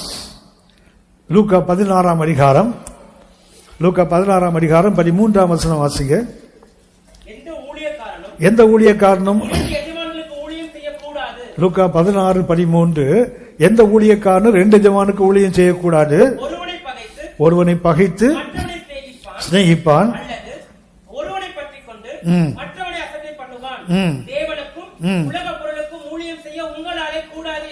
கவனிச்சிங்களா? 2 தான். ஒன்னு கடவுள், இன்னொன்று உலக பொருள். தமிழ்ல போட்டிருக்குத, கிரேக்க மொழியில மேமோன். மேமோன் என்றால் காட் ஆஃப் மணி, பணக்கடவுள் அர்த்தம். அப்படின்னா 2 தெய்வங்கள் தான். ஒரு தெய்வம் என்ன? தேவன். மற்றொன்று என்ன? பணம். நல்ல புரிச்சுங்க. தேவன் நம்முடைய தேவனா இல்லைன்னா பணம் தான் நம்ம தேவனா இருக்கும். பணம் நம்ம தேவனா இருந்தா கர்த்தர் நம்ம தேவனாகி இருக்க முடியாது. இந்த 2ல 1 தான். ஆனா இன்றைய ஆவிக்குரிய உலகம் தேவனை காட்டிலும் பணத்துக்கு அதிக முக்கியத்துவம். இன்றைய ஆவிக்குரிய உலகம், அன்னைக்கு சொன்னேனே, கோடிக்கணக்கான மக்கள் இன்னைக்கு ஆராதிக்கிறாங்களே, எத்தனை இடங்கள் இன்னைக்கு வேதம் சொல்லப்படும் கொஞ்சம் யோசிச்சு பாருங்க. கையில் ஒரு குடுகுடுப்பு ஒன்று தான் இல்லை. கர்த்தர் உனக்கு இதை கொடுப்பார், அதை கொடுப்பார், வீட்டை கொடுப்பார், காரை கொடுப்பார், ஹெலிகாப்டர் கொடுப்பார், பிள்ளையை கொடுப்பார். இந்த கதை தான் இன்னைக்கு நடக்குது. ஹலோ, இதுவா? அப்படின்னா உனக்கு பணம் தான் கடவுளா? இஸ்ரவேலிலே அநேக நாளா என்ன இல்லை? தேவன் இல்லைன்னு சொல்லல கர்த்தர். மெய்யான தேவன் இல்ல, அவன பொய்யான தேவன் பணம். சபைகளை, ஊழியங்களை, ஊழியர்களை இன்னைக்கு ஆட்சி படைப்பது பணம். விசுவாச மக்கள் எங்க அதிகம் போவாங்க தெரியுங்களா? பணத்தை பற்றி பேசினாதான் போவான். அப்படிப்பட்ட ஒரு துர்பாகிய நிலை இன்றைக்கு ஆவிக்கிற உலகத்துல. அன்பானவர்களே, இஸ்ரவேலுக்கு என்ன இல்ல? ஒரு பெரிய வெற்றியை தேவனை சார்ந்து பெற்றுக் கொண்டீங்களே, அடுத்தது உனக்கு என்ன இருக்கணும்? மெய்யான தேவன் தானே உனக்கு இருக்கணும். அங்க என்ன இருக்குது? மெய்யான தேவன் இல்லை. 2வது ஆசாரியன் இருக்கான். எதுக்கு? பலி செலுத்த ஆசாரியன் இருக்கிறான், ஊழியம் செய்ய ஆசாரியன் இருக்கிறான், காணிக்க வாங்க ஆசாரியன் இருக்கிறான். ஆனா போதிக்கிற ஆசாரியன் இல்லைன்னு போட்டிருப்பாருங்களேன். ஒன்று மெய்யான தேவன், பொய்யான தேவன் இருக்கு, பணம் இருக்குது. 2வது என்ன கிடையாது? இன்னைக்கு வேதத்தை போதிக்கிற ஆசாரியர்கள் 1% கூட இல்லை இன்னைக்கு நாட்டில். ஆர் ஸ்டான்லி எனக்கு தெரிஞ்சிருக்கும், பிளஸிங் யூத் மிஷன் ஆசீர்வாத இயக்கத்தினுடைய தலைவர். அவர் முன்னாடி பேசுற ஒரு செய்தியில ஒன்று சொல்றாரு, வேதத்தை வேதமாய் போதிக்கிற அநேக பரிசுத்தவான்கள் இன்னைக்கு சீண்டுவார் இல்லாம, நாடுவார் இல்லாம, அட்ரஸ் இல்லாம இருக்காங்கன்னு பேசியிருக்காரு அவர். அவர் வேதத்தை எப்போதுமே பேசுகிற பரிசுத்தவான். அவர் சொல்றாரு, வேதத்தை மாத்திரம் போதிக்கிறவர்கள் இன்னைக்கு நாடுவார் இல்லாம, தேடுவார் இல்லாம எங்கேயோ மூலைகளில் கிடக்கிறாங்க, இருளில் கிடக்கிறாங்கன்னு பேசியிருக்காரு. அது உண்மை, 100க்கு 100 உண்மை. அந்த வசனம் சொல்லுது பாருங்களேன், 2 நாளாகும் 15:3 வேறன்னு சொல்லுது, போடிக்கிற ஆசாரியன் இல்லைன்னு போட்டிருக்கு பாருங்களேன். அப்படின்னா பலி செலுத்த ஆசாரியன் இருக்கிறான், காணிக்க வாங்க ஆசாரியன் இருக்கிறான், ஊழியம் செய்ய ஆசாரியன் இருக்கிறான், தேவசமூகத்தில் விழுந்து கிடக்க ஆசாரியன் இருக்கிறான். ஆனா எதுக்கு இல்ல? வேதத்தை போதிக்கிற ஆசாரியன் இல்லை பாருங்களேன். இப்படி இருந்தா கடைசியில் வேதமும் இல்லைன்னு போட்டிருக்கு பாருங்களேன். வேதம் இல்லாவிட்டால் வேதங்கள் தான் வரும், கட்டுக்கதைகளும் கற்பனைகளும் பாரம்பரியங்களும். அதுதான் இன்னைக்கு ஆவிக்குரியத்தை வருமே தவிர என்ன வராது? நல்ல யோசித்துக் கொள்ளுங்கள். லூக்கா 16ஆம் அதிகாரம் மிக, அதாவது ஒரு விசுவாசி உள்ளது எழுதப்பட வேண்டியது. லூக்கா 16ஆம் அதிகாரம், அதுல ஆபிரகாம் அந்த செல்வந்தனை பார்த்து சொல்வார், டைஸ் என்று சொல்லுகிறான் பேர். பைபிள்ல அவனுக்கு பேர் இல்லை, ஐஸ்வர்யவான் தான் போட்டிருக்குது. ஆனால் லத்தீன் மொழியிலிருந்து அவருக்கு டைஸ் என்று ஒரு பேர். டைஸ் என்றால் பணம், பணக்காரன் அர்த்தம். அவனுக்கு சொல்லுகிறார், மகனே நினைத்துக்கொள், ரிமெம்பர் மை சன். உலகத்தில் வாடும்போது இல்லாத ஆட்டம் போட்டே, ரத்தாம்பரம் உடுத்த, அனந்தரமும் சமரமுமாய் சாப்பிட்ட, எல்லாம் வாழ்ந்து கொண்டிருந்தாயே. லாசருவும் அப்படியே பாடுகளை அனுபவித்தான், இப்போது அவன் தேற்றப்படுகிறான். Remember my son. என் அருமையான மகனே, மகளே, இந்த வாழ்க்கை இதோடு முடிஞ்சு போகாது. இதுக்கப்புறம் நித்தியமான ஒரு வாழ்க்கை இருக்கு. ஆவிக்குரிய வாழ்க்கை என்பது இட்ஸ் ஜஸ்ட் தி பிகினிங். இது தொடக்கம் தான். சொல்ல போனா குறுகின காலம், 70 வயசு, 80 வயசு, 120 வயசு, அவ்வளவுதான். இல்லை மெத்து சொல்ல மாதிரி 969 வயசு வரைக்கும் வச்சுங்க. அதுக்கு ஒரு நாள் சாகணும்ல. அதுக்கப்புறம் ஒரு முடிவில்லாத ஒரு வாழ்க்கை இருக்குல்ல. அந்த உணர்வே இல்லாம இன்னைக்கு ஆவிக்குள்ள ஓடுது. அதைத்தானே நடத்தி கொண்டிருக்கிறோம் இன்றைக்கு. அன்றைக்கு ஒரு பெரிய வெற்றியை பெற்ற தேவஜனம் அங்க கர்த்தர் எச்சரிக்கிறார் ஆவியானவரோடு. என்ன சொல்றாரு? தேசத்துல மெய்யான தேவன் இல்லை, உபதேசிக்கிற ஆசாரியன் இல்லை, வேதமும் இல்லை.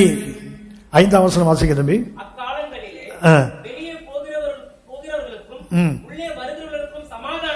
என்ன இல்லை அந்த ஊர்ல? வெற்றி பெற்றார்கள். இது இருக்க வேண்டிய 3 இல்லாம போனதுனால என்ன வருது?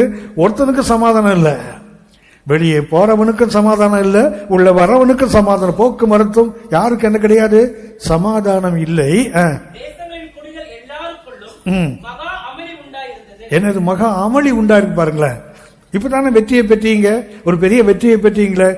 எத்தியோப்பியன் உங்க கைகளில் கொடுக்கப்பட்டானே, இவ்வளவு செல்வங்கள் உங்களுக்கு வந்தது, அதுக்கப்புறம் உனக்கு ஏன் சமாதானம் இல்லாம போச்சு? அடுத்தது வேற சொல்றது, ஒரு அமளி உண்டாயிட்டான். வாசிக்கிறவை, ஜாதிக்கு ஜாதியும்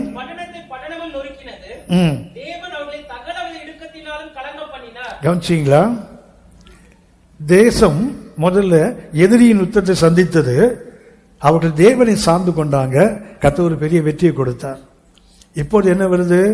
அவங்க மெய்யான தேவனை சார்ந்து கொள்ளவில்லை, போதிக்கிற ஆசாரியன் இல்லை, வேதமும் இல்லை. ஆகவே அங்க என்ன ஆகுது தெரியுங்களா? தேசத்துல தேவன் எங்க அமெரிக்க இருந்ததோ இப்ப என்ன வந்துச்சு? அமளி வருது பாருங்களேன். சரியா? அமெரிக்கையும் ஏசாயா 30:15 எப்படி இருக்குது? நீங்கள் மனம் திரும்பி அமர்ந்திருந்தால் ரட்சிக்கப்படுவீர்கள், அமெரிக்கையும் நம்பிக்கையுமே. அது நம்மால் பைபிள்ல கொஞ்சம் மாற்றி இருக்குது. அமெரிக்காவின் நம்பிக்கையும் பலனா இருக்குன்னு போல இருக்குது. அமெரிக்கையின் நம்பிக்கைன்னு சொன்னா நம்மளுக்கு என்ன ஆகுது? அமெரிக்காவின் நம்பிக்கையே பலனா இருக்கு பாருங்களேன். அப்புறம் எப்படி அமளி உண்டாகாம இருக்கும்? கவனித்துக் கொள்ளுங்கள்.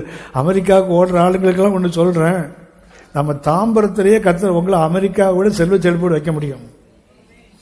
நமக்கு ரேஷன் அரிசியாவது கிடைக்கும். இன்னைக்கு அமெரிக்காவில் அரிசியே கிடைக்காம திண்டாடுறான். ஹலோ, நம்ம ஆளுக்கு ஒரு பழக்கம் இருக்குது. அவன் அமெரிக்கா போனாலும் சரிதான், அங்கேயும் போய் முந்தானத்து சாம்பாரும் சோறும் தான் திம்பாடு. நம்ம ஆடு அங்கேயுமே பீஸாவும் பஸ்கரும் சாப்பிட மாட்டான். என்ன சாப்பிடுவான்? அந்த அவனுக்கு அந்த 3ஆவது நாள் சாம்பாருடைய டேஸ்ட் அவனுக்கு விடாது அவனை. சரியா? அது நம்ம வீட்டில் அப்படித்தானே, சின்ன வயசுல வளர்ந்து அப்படித்தானே. 1ஆவது நாள் சாம்பார், 2ஆவது சாம்பார், 3ஆவது நாள் சாம்பார் சூப்பராக இருக்கும்ல. அப்படியே பழகிட்டோம்ல. அமெரிக்காவில் போய் அரிசிக்கு திண்டாடாதீங்க, ஒழுங்கா தாம்பரத்தில் உட்காருங்க, ரேஷன் அரிசியாவது கிடைக்க நிம்மதியாக சாப்பிட்டு உட்கார்ந்துருக்கலாம். அமெரிக்காவின் நம்பிக்கை இல்லை, அமெரிக்க நம்பிக்கையுமே. கர்த்தர் நமக்கு எப்படி சொன்னாலும் தப்பாதான் புரியுது. கர்த்தர் சொன்னார், நான் உனக்கு பாலும் தேனும் ஓடுகிற தேசத்தை கர்த்தர் என்ன, I will give you a land flowing with milk and honey. நம்மளுக்கு அதுல சில்க் அண்ட் மணின்னு கேட்டு போலுக்குது. அவர் மில்க் அண்ட் ஹனின்னா இவனுக்கு அதுல எப்படி கேட்குது, சில்க் அண்ட் மணின்னு கேட்குது பாருங்களேன். தேவஜனமே, அமெரிக்கையா இருக்க வேண்டிய நம்ம ஆவிக்குரிய வாழ்க்கை அமளியாய் மாறிவிடக்கூடாது. கர்த்தர் வரும் முன்னாடி எச்சரிக்கிறார். எச்சரிப்பு வந்த உடனே வீட்டில் போய் வாசிச்சு பாருங்க. 2 நாளாகும் 15ஆம் அதிகாரம் ஒரு பெரிய எழுப்புதல் உண்டாகிறது. ஆசா என்ன பண்றான் தெரியுங்களா, இந்த எச்சரிப்பை கேட்ட உடனே ஜனங்களை எல்லாம் கூட்டி சேர்க்கிறான். ஜனங்களுக்கு வேத வசனத்தின்படி வாழ வேண்டும் என்று சொல்லுகிறான். உடன்படிக்கை பண்ணப்படுகிறது. அந்த உடன்படிக்கையில சொல்லலாம், அந்த உடன்படிக்கை யாராவது மீறினீங்க, வேத வசனத்தை விட்டு யாராவது மீறினீங்கன்னா அவர்கள் கொல்லப்படுவாங்க. அந்த அளவுக்கு ஒரு பெரிய தீர்மானத்தை இந்த ஆசா எடுக்கிறான். இதனால கடைசி வசனத்தை வாசிக்கிறது. என்ன இல்ல, 10ஆம் வருஷம் வரைக்கும் என்ன இல்ல, யுத்தம் இல்லை. யுத்தம் 11ஆம் வருஷம் யுத்தம் வந்த போது கர்த்தரை சார்ந்து கொண்டாங்க. கர்த்தர் வெற்றியை கொடுத்தார். அடுத்து கர்த்தர் என்ன செய்கிறார், ஒரு எச்சரிப்பை கொடுத்தார். தேசம் என்னாச்சது, ஒரு உள்நாட்டு கழகத்தில் இருக்குது. ஜனத்துக்கு விரோதமாக ஜனம், ஜாதிக்கு விரோதமாக ஜாதி, தேசத்தில் அமளி உண்டாயிட்டுல. அப்போ முதல்ல எதிரியின் யுத்தம், இப்ப யார் யுத்தம், உள்நாட்டு கழகம். இந்த உள்நாட்டு கழகத்தில் கர்த்தர் எச்சரிப்பை கேட்டு என்ன பண்றாங்க, தேவனை தேடி. 4ஆம் வசனம் வாசிக்கிறது 15:4.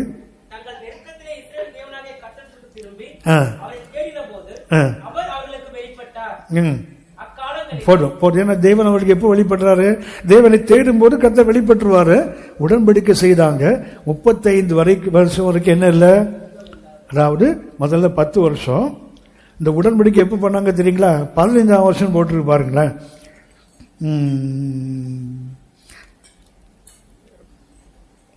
10ஆம் வசனம் வாசிக்கிறது. யுத்தத்துல 10ஆம் வருஷத்துல வெற்றி கிடைத்தது. அடுத்த 5 வருஷம் கழிச்சு என்ன பண்றாங்க, உடன்படிக்கை பண்றாங்க.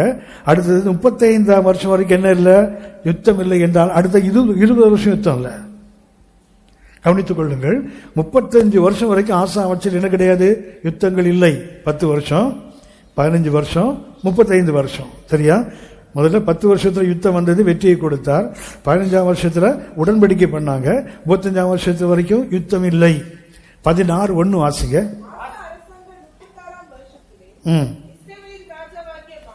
இப்ப யுத்தம் வருது பாருங்களேன். 36ஆம் அதிகாரம் 1ஆம் வசனத்தை மன்னிக்க வேண்டும். 16ஆம் அதிகாரம் 1ஆம் வசனத்துல 36வது ஆண்டுல என்ன வருது, யுத்தம் வருகிறது. இந்த யுத்தம் சகோதர யுத்தம், பிரதர்லி வார்.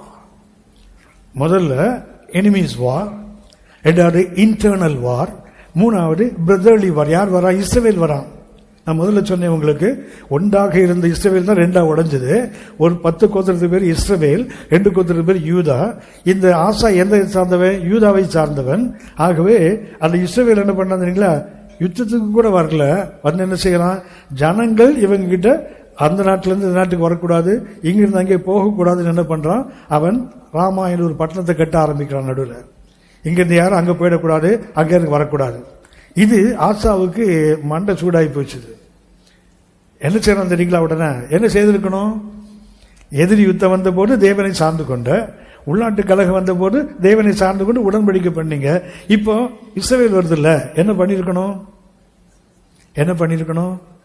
கத்தனை சார்ந்திருக்கணும்ல. ஆனா என்ன பண்ணான்னு தெரியுங்களா, 2ஆம் வசனம் பாத்தீங்கன்னு சொன்னா, ஆலயத்திலிருந்து பணத்தை எடுக்கிறான், தன்னுடைய அரண்மனையிலிருந்து பணத்தை எல்லாம் எடுக்கிறான், எடுத்து சீரிய ராஜா பெனதாத்துக்கு ஒரு ராஜா கொடுக்கிறான் பாருங்களேன். அதை கொடுத்து என்ன செய்கிறான் தெரியுங்களா, உனக்கும் ஏற்கனவே இந்த சீரிய ராஜாவுக்கும் இஸ்ரவேலுக்கும் உடன்படிக்கை இருக்குது, அதே நேரத்தில் யூதாவுக்கும் அந்த சீரியாவுக்கும் உடன்படிக்கை இருக்குது. இவன் அதிக பணத்தை கொடுத்து என்ன செய்கிறான், ஆலயத்திலிருந்து பணத்தை எடுக்கிறான் பாருங்களேன். கர்த்தருடைய காணிக்கை பணத்தை எடுத்து, தன்னுடைய அரண்மனை செல்வத்தை எடுத்து அந்த சீரிய ராஜாவுக்கு கொடுத்து என்ன பண்றான், நீ வந்து அந்த இஸ்ரவேலை கொஞ்சம் அடி பார்க்கலாம். ஹலோ, நம்ம பிள்ளைய அடிக்கிறதுக்கு ஏத்து விட்டு அங்கிளையா கூப்பிடுவான். என்னுடைய பிள்ளை தப்பு செய்தா நான் தான் காரை பிடிச்சி முறுக்குவேன், தரையை தட்டுவேன், முதுகுல 4 போடுவேன். அப்படித்தானே என் பிள்ளை இல்ல. சகோதரர் யுத்தம் வரும்போது என்ன பண்றான், கர்த்தரை சார்ந்து கொள்ளாமல் என்ன பண்றான், எதிரியை சார்ந்து கொள்ளுகிறான். தொடர்ந்து வீட்டில் பார்த்து பாருங்க. சின்ன அதிகாரம் தான் அது. அந்த 16ஆம் அதிகாரம் என்ன தெரியுங்களா? அந்த பெனதாத் அந்த ராஜா அவனுடைய அதிகாரிகள் அனுப்புகிறான். ராணுவம் வந்தது, இஸ்ரவேலை அடிச்சு தோற்கடிச்சிட்டாங்க. இஸ்ரவேல் ஓடிட்டான். உடனே இவனுக்கு என்ன பண்றானுங்க, போயிட்டு யூதா அந்த ஆசா ராஜாவுடைய ஜனங்கள் போய் அங்கிருந்து பொருளெல்லாம் எடுத்துக்கொண்டு இங்க நகரங்களை கட்டுகிறான். இந்த கட்டும் போதுதான் கர்த்தர் தீர்க்கதரிசி அனுப்புறாரு. 8ஆம் வசனத்தை வாசிங்க. மிகவும் ஏராளமான ரதங்களும் குதிரை வீரரும் உள்ள எத்தியோப்பியரும் லூபியரும் மகா சேனையாய் இருந்தார்கள் அல்லவா? நீர் கர்த்தரை சார்ந்து கொண்ட போதோவெனில் அவர்களை உமது கையில் ஒப்புக் கொடுத்தாரே. கவனித்துக் கொள்ளுங்கள். இந்த சகோதர யுத்தம் ஏன் வந்ததுன்னு சொன்னா, இஸ்ரவேல் ராஜா வந்தான் இல்லையா, காரணம் என்ன தெரியுங்களா? கர்த்தர் இவனை ஏன் அனுமதிக்கிறாருன்னு சொன்னா, இவன் யுத்தத்துக்கு வந்தா இது இஸ்ரவேலுக்கும் சீரியாவுக்கும் உடன்படிக்கை இருக்குல்ல, அவன் இவனுக்கு சப்போர்ட்டா வருவான். வரும்போது கர்த்தருடைய திட்டம் இந்த இஸ்ரவேலையும் அந்த சீரியாவையும் ஆசாவுக்கு கொடுக்கணும். அதான் தேவனுடைய திட்டம். கவனித்துக் கொள்ளுங்கள். சகோதர யுத்தம் வருதா? உள்நாட்டு கழகத்தை தாண்டி வந்துட்டோம், குடும்பத்தில் ஓரளவுக்கு சமாளிச்சிட்டோம். அடுத்தது அண்ணன் தம்பி சண்டை வருதா, அக்கா தங்கச்சி சண்டை வருதா? வரும்போது என்ன பண்ணணும்? நீங்க வந்துதான் கர்த்தருக்கு ஸ்தோத்திரம் பண்ணுங்க. ஏன்னா கர்த்தர் சகோதரனையும் கொடுக்க போறாரு, அவனுக்கு சப்போர்ட்டா வர்றவனுக்கு தலையில தட்டி நம்ம கீழே வைக்க போறாரு. ஆனா நாம் என்ன செய்யறோம் தெரியுங்களா? அவனுக்கு நண்பனா இருக்கிறவன் நமக்கு நண்பன் தான். என்ன பண்றோம் தெரியுங்களா? காசை கொடுத்து அடியாட்கள் வச்சு அடிக்கிறது. சொந்த அப்பா அம்மாவை அடிக்கிறதுக்கு அடியாளை கூட்டு வரான்ல, சொந்த மனைவி கணவன் அடிக்கிறதுக்கு அடியாளை கூட்டு வரான்ல, அண்ணன் தம்பியை கொள்றதுக்கு அடியாளை கூட்டிட்டு வர்ற காலம் தானே இது. யோசித்து பாருங்க. கர்த்தருடைய வேதம் மிக தெளிவாக சொல்லுகிறது, ஆசாவே நீ தேவனை சார்ந்து கொண்ட போது அந்த எத்தியோப்பியன் வந்தானே, லூபியன் கூட வந்தானே, அவனுடைய ராணுவம் முழுவதும் உனக்கு கொடுத்தனே. நீ இப்போதும் என்னை சார்ந்து கொண்டிருந்தா அந்த இஸ்ரவேலை மாத்திரம் இல்ல, அவனுக்கு உதவியாக வரக்கூடிய அந்த சீரியனை பெனதாத்தையும் உங்ககிட்ட கொடுத்திருப்பன. அவ்வளோ பெரிய ராணுவத்தை நீ தொலைத்து விட்டாயே. இதை சொல்லித்தான் கர்த்தர் சொல்லுகிறார், தம்மை பற்றிய இல்ல உங்ககிட்ட உத்தம இருதயம் யார்கிட்ட இல்ல, உங்ககிட்ட இல்ல. இருந்திருந்தால் நான் என்ன பண்ணிருப்பேன், என் வல்லமை உனக்கு விளங்க பண்ணியிருப்பேன். அப்ப என்ன ஆயிட்டு இருக்கும், உன்னுடைய எதிரி மொத்தமும் உங்ககிட்ட வந்திருப்பான். இஸ்ரவேல் வந்திருப்பான், அதை காட்டிலும் யார் வந்திருப்பாங்க, அந்த சீரியன் பெனாதாத்துடைய பெரிய ராணுவமே உனக்கு கொடுத்திருப்பேனே. அப்படியானால் யுத்தங்கள் வருகிறது, வரும்போதெல்லாம் நானும் நீங்களும் செய்ய வேண்டிய ஒன்று என்ன தெரியுங்களா? கர்த்தரை சார்ந்து கொள்வது, கர்த்தரை தேடுவது. இதுக்கு தான் மேல உட்கார்ந்து கீழே பார்க்கிறாரு. தம்மை உணர்வோடு தேடுகிறவன் உண்டோ என்று கர்த்தர் என்ன பண்ணாரா? அப்படியே கண்ணோக்கினார், ஒருவனும் இல்லை, ஒருவனும் இல்லை. இந்த காலைவேளையில் நம்மளோட பேசுகின்ற பயிற்சி அர்த்தம் அதுதான். யுத்தங்கள் வாழ்க்கையில் தவிர்க்க முடியாது. யுத்தங்கள் வந்தால் அது வியாதியா இருக்கலாம், பண பிரச்சனையா இருக்கலாம், குடும்ப பாரங்களா இருக்கலாம், இல்ல நம்மால தீர்க்க முடியாத பிரச்சனைகள் திரும்ப திரும்ப ஒருவராக இருக்கலாம். யாரை மாத்திரம் சார்ந்து கொள்ள வேண்டும்? கர்த்தரை மாத்திரம் சார்ந்து கொள்ளுங்க. இவனை தேவன் எச்சரிச்சார் தெரியுங்களா? சொல்றாரு, நீ இந்த இடத்துல மதியற்றவனாக இருந்த, இவனுக்கு கோபம் வந்துட்டு பாருங்களேன். என்ன பண்ணிருக்கணும்? தொப்புன்னு கத்த காலில் விழுந்திருக்கணும்ல. சொன்ன தீர்க்க தரிசியை தண்டிக்கிறான். எந்த தீர்க்க தரிசி வந்து இவனுக்கு சொன்னானோ அவனை தண்டிக்கிறான். அநேக ஜனங்களை கொல்லுகிறான். இவனுக்கு 39ஆம் வருஷம், 41 வருஷம் அவன் ஆட்சி செய்தான். 36ஆம் வருஷத்துல யுத்தம் வந்தது தெரியுங்களா? அந்த யுத்தத்தில் காசை கொடுத்து என்ன பண்ணா, வெற்றியை பெற்றான். ஆனால் 39ஆம் வருஷத்துல அவன் ஆட்சியில அவன் கால்களில் வியாதி வருது. 2 வருஷம் அந்த வியாதியோடு போராடுகிறான். அதுல கூட யாரை தேடல? கர்த்தரை தேடவில்லை, பரிகாரிகளை தேடினான். ஆகையினால் அவன் செத்தான் போட்டிருக்கு பைபிள்ல. அவனை வியாதி உள்ளவனாகவே அடக்கம் பண்ண, தாவீதின் கலையை தான் அடக்கம் பண்றாங்க.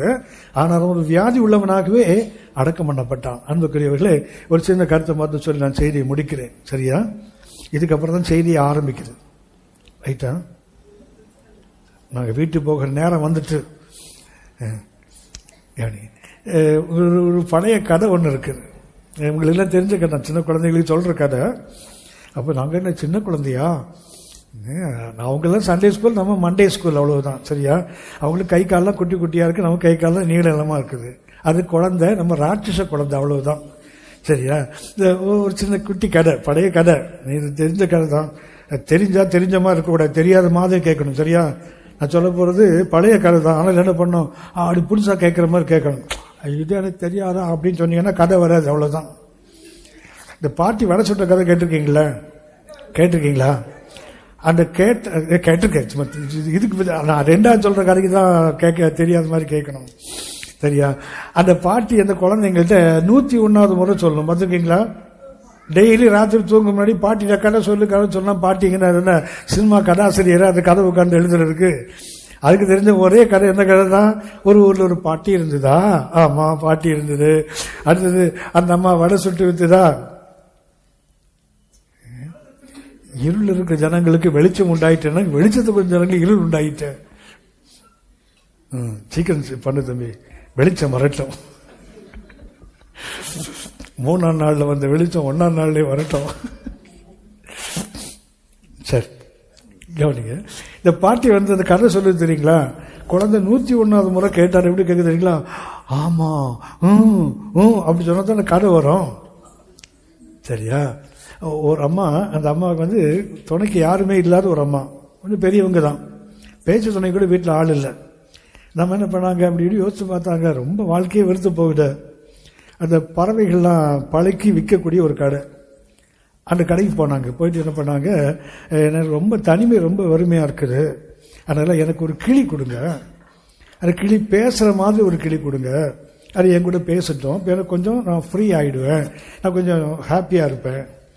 உடனே அவன் என்ன பண்ணான்னா ஒரு கிளியை செலக்ட் பண்ணி கொடுத்தான். அந்த கிளி நல்லா பேசும். இது உடனே சந்தோஷமாக ஒரு கூண்டு வாங்கிட்டு கிளியை வாங்கிட்டு வீட்டுக்கு வந்துச்சு. ஒரு நாள்லாம் உட்காந்து பார்க்குது, கிளி பேசவே மாட்டேங்குது.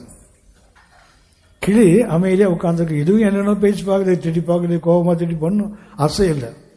அடுத்த நாள் கடைக்கு போச்சு. என்ன நீ கிளி கொடுத்த, அந்த கிளி பேசவே மாட்டேங்குது. அது கடைக்காரன் சொன்னான், அது கிளியா பேசுறியா? நல்லா பேசுமே, என்ன பேசவே மாட்டேங்குது. சரி, கிளிக்கு கண்ணாடி ரொம்ப பிடிக்கும், கூண்டுக்குள்ள என்ன பண்ணுங்க, ஒரு கண்ணாடி தரேன், சின்ன கண்ணாடி தரேன், கூண்டுக்குள்ள மாட்டுங்க. கிளி அந்த கண்ணாடியை பார்த்துட்டு சொன்னா சந்தோஷமாயிடும், அது பேசும் உங்கள்கிட்ட. இது கண்ணாடியை வாங்கிட்டு மாட்டுச்சு.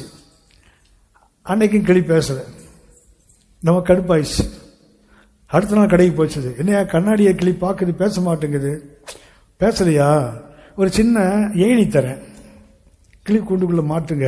கிளி அந்த ஏணில ஏறும்ல, அது ஹாப்பி ஆயிடும், அப்ப பேசும். ஏணி மாட்டி ஏச்சு, கிளி பேசல.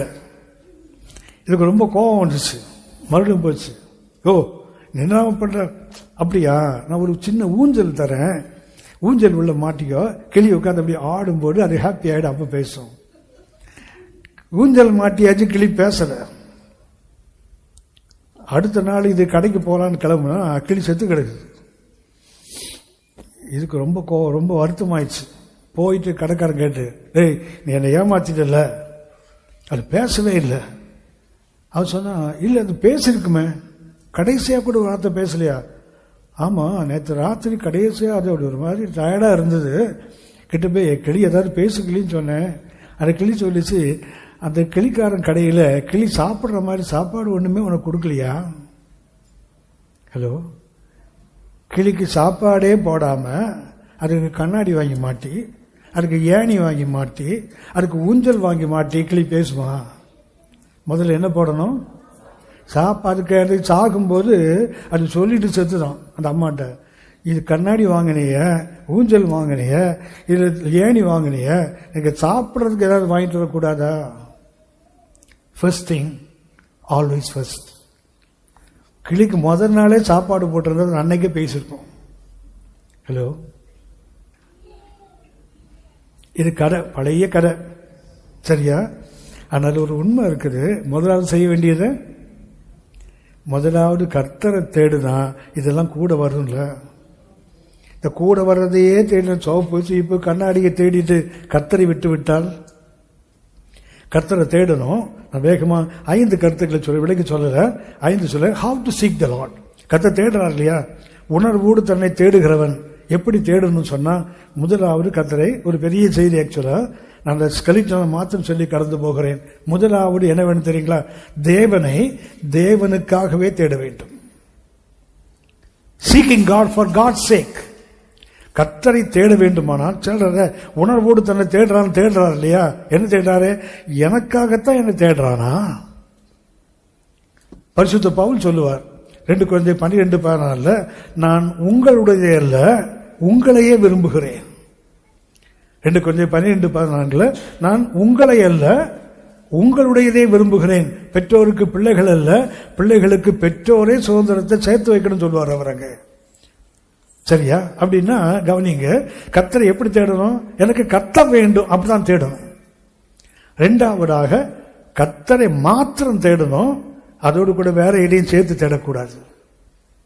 1 தேவனுக்காக தேடணும். வேற நிறைய உதாரணங்கள் நான் நேரத்தின் முதல் கடந்து போகிறேன். 1. 2வது தேடுற யாரை தேடணும்? கர்த்தரை மாத்திரம். இதை கொடுத்தால் அதை கொடுக்க மாட்டாரோ, இந்த கதையெல்லாம் விட்டுடணும். தேவனுக்காக தேடும். எனக்கு கர்த்தர் வேண்டும். அடுத்து என்ன வேண்டும்? கர்த்தரை தவிர நான் வேற எதையும். சங்கீதம் 27:4 பார்த்தீங்கன்னா, கர்த்தரிடத்தில் ஒன்றை நான் கேட்டேன், அதையே நாடுகிறேன். என்ன? உங்க ஆலயத்தில் உங்க அழகை பார்க்கணும். ஹலோ? அப்படின்னா கர்த்தருக்காக மாத்த எதுக்கு நான் ஆலயத்துக்கு வரேன்? எங்க அப்பாவை மாத்திரம் பார்க்கணும். ஆனால் அதை தவிர மீதி எல்லாம் பார்க்கிறோம் எனக்கு. அப்படின்னு தேவனை தேடும் போது அது என்ன? சீக்கிங் காட் ஃபார் காட்ஸ் சேக். அது தேவன் நான் வரேன்ப்பா, உங்களை மாத்திரம் பார்க்கணும், உங்க வேதத்தை நான் ஆராய்ச்சி பண்ணணும், ஜீவகாலம்லாம் உங்க சமூகத்தில் தங்கி இருக்கணும். நீ இதை கொடுத்தால், நீங்க பாத்தீங்கன்னா நான் 10 கொடுத்தால் கர்த்தர் 100 கொடுக்க மாட்டாரா? தசமமாக கொடுத்தா கர்த்தர் சதமபாகத்தையும் கொடுத்துருவாராம். கவனித்துக் கொள்ளுங்கள். இன்னைக்கு என்ன இது கிவ் அண்ட் டேக்கா? இது நான் இதை கொடுப்பேன், நீங்க அதை கொடுங்க. இந்த குழந்தைங்க இந்த கக்கா கடி கடிச்சு கொடுக்கல, அது மாதிரி கொடுக்கறதா? நான் தான் உங்களுக்கு 10% கொடுத்தேன்ல, நீங்க எனக்கு 100 கொடுங்க. இப்படி கர்த்தரை தேடக்கூடாது. எப்படி தேடணும்? தேவனுக்காக.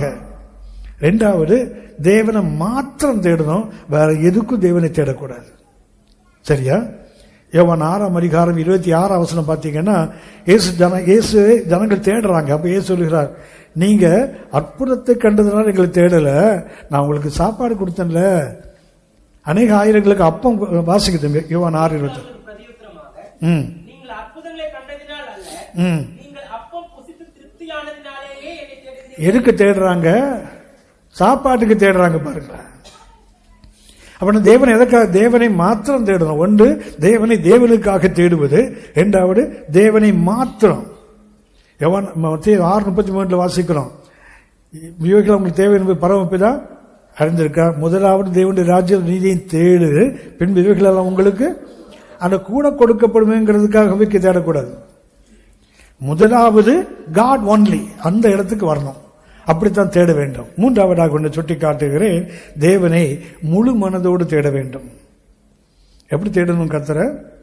ஆமா, அறகுற மனசோடு தேடக்கூடாது, தேவனை முழு மனதோடு தேட வேண்டும். தேவனை தேடுவதற்கு 3வது நிபந்தனை சங்கீதம் 119:2 வாசிங்க. சங்கீதம் 119:2.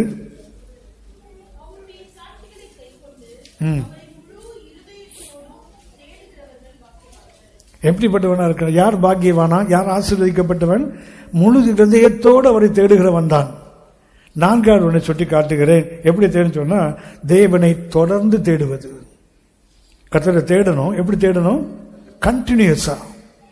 3 நாள் ஜெபம் பண்ணுவோம், 4வது நாள் மறந்து போயிடுவோம். ஒரு 6 மாசம் கழிச்சு நான் தான் ஜெபம் பண்ண கர்த்தர் ஏன் எனக்கு இது கொடுக்கல? நம்ம ஜெபம் பண்றதே விட்டுட்டோம், அவர் மாத்திரம் மறக்காம கொடுக்கணுமா? எப்படி தேவனை தேடணும்? தொடர்ந்து தேட வேண்டும். அப்பப்போ நினைச்ச நேரம் தேடுறது இல்லை. 1 நாளாகமம் 16 1 நாளாகமம் 16 1 வசனம். அவர்கள் தேவனுடைய பெட்டியை உள்ளே கொண்டு வந்தபோது தாவீது அதற்கு போட்ட கூடாரத்தின் நடுவே அவர்கள் அதை வைத்து தேவனுடைய சந்நிதியில் சர்வாங்க தகன பலிகளையும் சமாதான பலிகளையும் செலுத்தினார்கள். இல்லை, 2 மன்னிக்க வேண்டும். 1 நாளாகமம் 16 16:1.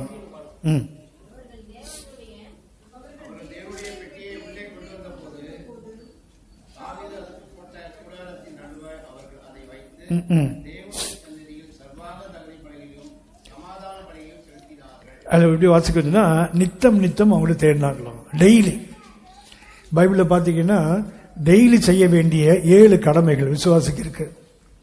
ஒவ்வொரு நாளும் செய்ய வேண்டிய, முதல்ல சொன்னேனே, நாளுக்கு நாள் சுவிசேஷத்தை எவ்ரிடே, ஒவ்வொரு நாளும் செய்ய வேண்டிய 7 கடமைகள் வேதத்தில் இருக்குது. அப்படின்னு தேவன் எப்படி தேடணும்? தொடர்ந்து தேடணும். நம்ம விருப்பம் போல தேடக்கூடாது.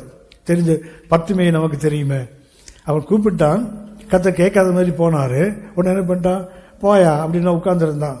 அவர் நிக்கிற வரைக்கும் கூப்பாடு போட்டு அவரை நிறுத்திட்டான்ல. 5வது உடனே சுட்டி காட்டுகிறேன், கர்த்தரை அவருடைய வேதத்தில் தேட வேண்டும். கர்த்தரை எங்க தேடக்கூடாது? இங்க குறி சொல்றாங்க, அங்க தீர்க்க தரிசனம் சொல்றாங்க, இங்க வந்து பேர் சொல்லி கூப்பிடுறாங்க, இங்கெல்லாம் போய் கர்த்தரை தேடக்கூடாது. எங்க தேடணும்? கர்த்தருடைய வேத புஸ்தகத்தில் கர்த்தரை தேடணும். யோவான் 5:39 வாசிங்க. யோவான் 5:39. வேத வாக்கியங்களை ஆராய்ந்து பாருங்கள், எண்ணுகிறீர்களே. கர்த்தரை பற்றி சாட்சி கொடுப்பது தான். அதுதான் ஆமோஸ் 5ஆம் அதிகாரம் 4, 5, 6 பார்த்தீங்கன்னா, ஆமோஸ் 5ஆம் அதிகாரம் 4, 5, 6 பார்த்தீங்கன்னா, கர்த்தரை தேடுங்கள் அப்போது பிழைப்பீர்கள், என்னை தேடுங்கள் அப்போது பிழைப்பீர்கள். பெத்தேலுக்கு போகாத, கில்காலுக்கு போகாத, பெயர்சபாக்கு போகாத. போனா என்னாகும்? ஆபத்தைத்தான், அழிவைத்தான் சந்திப்பீங்க. பெத்தேல் நல்ல இடம்தான், பெயர்சபா நல்ல இடம்தான், கில்கால் நல்ல இடம்தான். ஆனா அங்கெல்லாம் கர்த்தரை தேடக்கூடாது. என்னை தேடுங்கள் அப்போது பிழைப்பீர்கள், அப்படிதான் வேணும்னு சொல்லுது. அப்படின்னா எங்க தேடணும்? வசனத்தில் தேடணும். மாத்திரம் இல்ல, முழு வேதத்திலும் தேடணும். சரியா? ஏதோ ஒரு வசனத்தை எடுத்து வச்சுட்டு சோத்திரம் சோத்திரம் சோத்திரம் போட்டு போயிடக்கூடாது. வேதத்தை என்ன செய்யணும்? முழு வேதம். ஏனென்றால் எது நம்ம வேணான்னு ஒதுக்கி தள்ளுறோமோ அதுதான் நமக்கு நியாய தீர்ப்பு வந்து நிற்கும். யோவான் 12:48 வாசிங்க. யோவான் 12:48. என்னை தள்ளி என் வார்த்தைகளை நியாயம் தீர்க்கிற